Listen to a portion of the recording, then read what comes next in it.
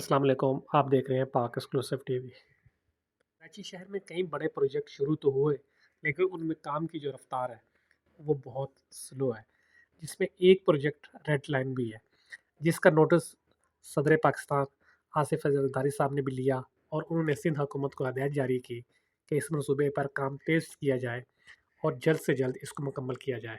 پہلے green line کا منصوبہ بھی بہت لمبے عرصے میں مکمل ہوا، اس کے مقابلے میں اسلام آباد، پنڈی اور لاہور میں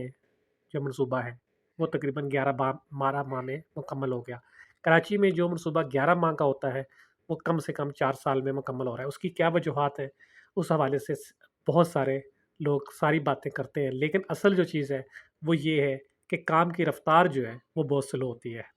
ابھی ریڈ لائن شروع کی گئی، یہ ملیر ہالٹ ماڈل کالونی سے شروع ہو کر نمائش شرنگی تک آنا تھا۔ اس پر ایک ہی وقت میں کام شروع کر دیا گیا اور کہا گیا کہ 2025 میں مکمل ہوگا، لیکن جو صورتحال ہے ایسا لگتا ہے یہ 2027-28 تک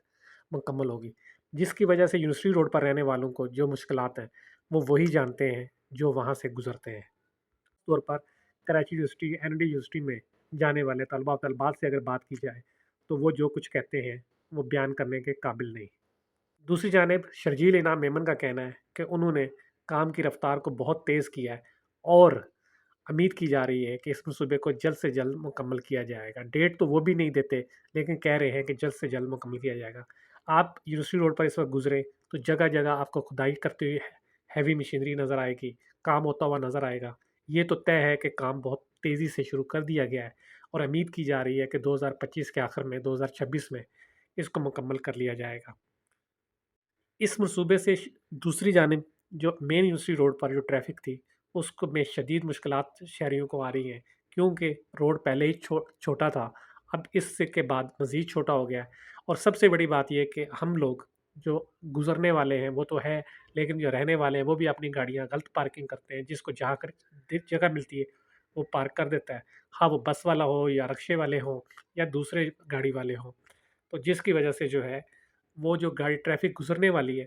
وہ رک جاتی ہے اور ٹریفک جو ہے وہ جام ہونے لگتا ہے۔ ایک جگہ جب جام ہوتی ہے تو وہ طویل لائن لگ جاتی ہے اور منٹوں کا سفر گھنٹوں میں طے ہوتا ہے۔ ایسا بھی ہے، کئی لوگ تو ایسے ہیں جو کہتے ہیں کہ جی ایک آدھے گھنٹے کا سفر